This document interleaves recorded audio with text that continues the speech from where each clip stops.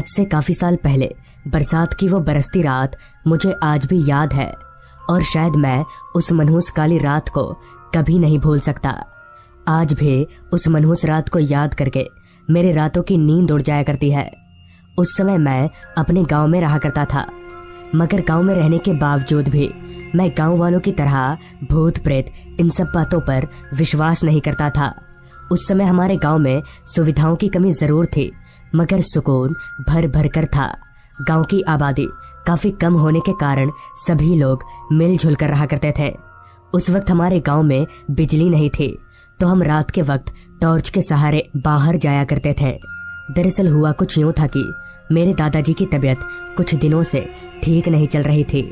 हमने काफी डॉक्टरों को दिखाया, मगर दादाजी की तबीयत ठीक होने का नाम ही नहीं ले रही थी, जिस कारण घर पर सभी लोग काफी परेशान थे।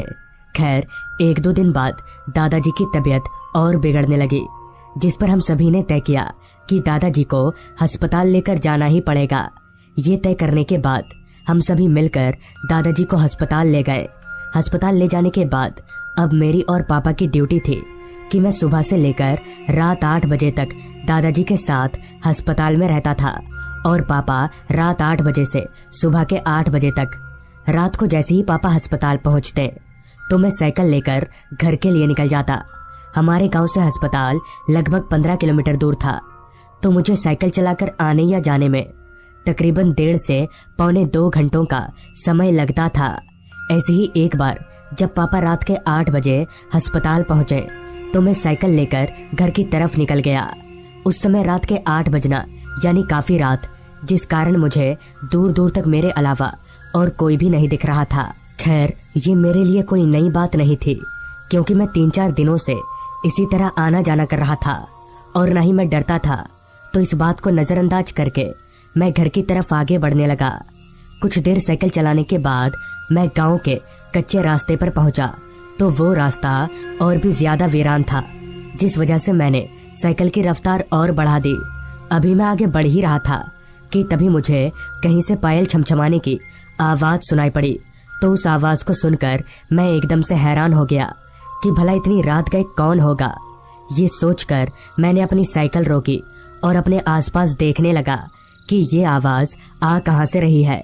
कुछ देर इधर उधर अपनी निगाहें घुमाने के बाद भी जब मुझे वहां कोई नहीं दिखा, तो मैं इसे अपने मन का वहम मानकर वापस से घर की तरफ आगे बढ़ने लगा। और करीब करीब आधा घंटा साइकिल चलाने के बाद मैं अपने घर पहुंच गया, मगर मुझे कहाँ पता था कि वो पायल छमछमाने की आवाज मेरे लिए एक चेतावनी थी।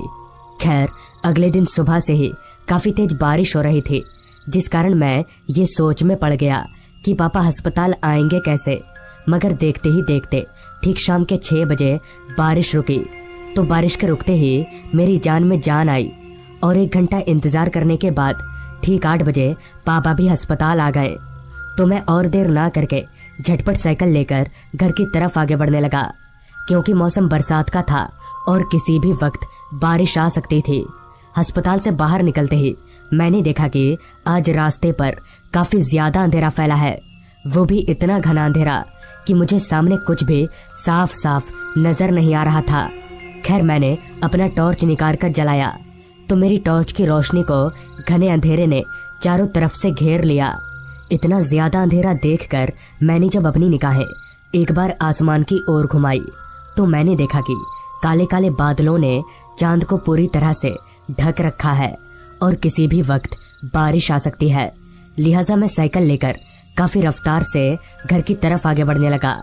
रास्ता इतना सुनसान था कि मेरे पैडल मारने की आवाज मुझे साफ साफ सुनाई पड़ रही थी, और साथ ही साथ आ रही रात कीड़ों की आवाजें उस माहौल को और भी ज्यादा सुनसान बना रही थी।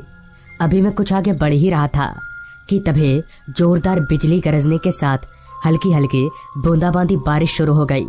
अभी मैं जिस रास्ते पर आगे बढ़ रहा था, उस रास्ते पर ना तो दूर दूर तक कोई घर था और ना ही कोई दुकान जहां मैं बारिश से बचने के लिए रुक सकूं। तो मैं इधर उधर समय जाया ना करके काफी रफ्तार से साइकिल भगाने लगा, मगर मेरी किस्मत को ये कहाँ मंजूर था कि मैं सही सलामत घर पहुंच जाऊं, क्योंकि कुछ दूर आगे बढ़ते ही बूंदाबांदी बारिश मूसलाधार में बदल गई। तो मैंने अपनी साइकिल को रास्ते के किनारे पर एक पेड़ के नीचे रोका, मगर बारिश इतनी तेज थी कि पेड़ के नीचे खड़े रहने के बावजूद भी मैं हल्का फुल्का भीग ही रहा था। एक तो घना काला अंधेरा, ऊपर से छमछमाती बारिश एक ऐसी माहौल बना रही थी जिसे मैं लफ्जों में बयां नहीं कर सकता। खैर, काफी देर इंतजार करने के बावजूद भी जब बारिश नहीं रुकी तो मैंने अपने मन ही मन में कहा, लगता है आज बारिश नहीं रुकेगी और मुझे भीगकर ही घर जाना पड़ेगा। और 5 मिनट इंतजार करने के बाद भी जब बारिश नहीं रुकी तो मैंने अपना साइकिल उठाया और बारिश में भीगते हुए घर की तरफ आगे बढ़ने लगा। अब रात काफी हो गई थी, जिस कारण पूरा रास्ता वीरान हो गया था। कुछ देर बारिश में भीगकर साइकिल चलाने के बाद मैं गांव के कच्चे रास्ते पर पहुंचा। तो कच्चा रास्ता होने के कारण रास्ते पर काफी कीचड़ फैला हुआ था, जिस वजह से मुझे साइकिल चलाने में काफी परेशानियों का सामना करना पड़ रहा था। खैर, अभी मैं किसी तरह से उस कच्चे रास्ते पर आगे बढ़ ही रहा था कि तभी मुझे फिर से पायल छमछमाने की आवाज सुनाई पड़ी। इस बार वो आवाज काफी तेज थी कि मानो वो आवाज मेरे करीब से ही आ रही हो। लेकिन इस बार उस आवाज को सुनकर मैं समझ गया कि ये मेरे मन का वहम नहीं है। ये सोचते ही मैंने साइकिल रोकी और वो आवाज आ कहां से रही है ये देखने के लिए अपनी निगाहें इधर उधर घुमाने लगा। तो जैसे ही मैंने अपनी निगाहें पीछे की ओर घुमाई तो पीछे का नजारा देखकर मैं काफी हैरान रह गया, क्योंकि पीछे एक औरत खड़ी थी और वही औरत अपना पैर पटक पटक कर पायल की आवाज निकाल रही थी। उस औरत के बाल इतने लंबे थे कि जमीन को छू रहे थे, मगर वो औरत दूसरी तरफ मुंह करके खड़ी थी, जिस कारण मैं उसका चेहरा नहीं देख पा रहा था। इस पर मैंने मन ही मन में कहा, ये औरत इतनी रात के इस जंगली रास्ते पर क्या कर रही है। ये सोचने के बाद मैं वहां ना रुककर वापस से घर की तरफ आगे बढ़ने लगा। अभी मैं थोड़ा आगे बढ़ा ही था कि तभी मुझे वापस से रास्ते के बीचों बीच वही औरत खड़ी दिखी, मगर वो औरत इतनी जल्दी मेरे आगे आई तो आई कैसे। मैं तो साइकिल काफी रफ्तार से भगा रहा था। अब मुझे लगने लगा था कि जरूर दाल में कुछ काला है और मेरा यहाँ रुकना ठीक नहीं होगा। ये सोचकर मैं अपनी साइकिल को उस औरत के बगल से निकालने लगा। अभी मैं साइकिल लेकर उस औरत के बगल से निकल ही रहा था कि तभी उस औरत ने एकदम से मेरी साइकिल का कैरियल पकड़ लिया। तो उस औरत के कैरियल पकड़ते ही मैंने जब पीछे मुड़कर देखा तो इस बार पीछे का नज़ारा देखकर मेरे होश उड़ गए और मैं जोर जोर से कांपने लगा, क्योंकि उस औरत का चेहरा पूरी तरह से जला हुआ था और उसकी आंखें सफ़ेद चमक रही थीं। ये देखकर मैं समझ गया कि ये कोई औरत नहीं बल्कि चुड़ैल है और अब मैं शायद नहीं बचूंगा। अभी मैं डर के मारे कांप ही रहा था कि तभी उस चुड़ैल ने एकदम से मेरा गला पकड़ लिया। अभी मैं मरने ही वाला था कि तभी मुझे ढूंढते हुए मेरे चाचा वहां आ पहुंचे और मेरे चाचा के आते ही वो चुड़ैल हवा में धुआं हो गई। दरअसल मैं काफ़ी देर से घर नहीं पहुंचा था, तो मेरे चाचा परेशान होकर मुझे ढूंढते हुए यहाँ तक चले आए। तो इस तरह से उस रात मेरी जान बच गई। तो दोस्तों, ये थी आज की कहानी।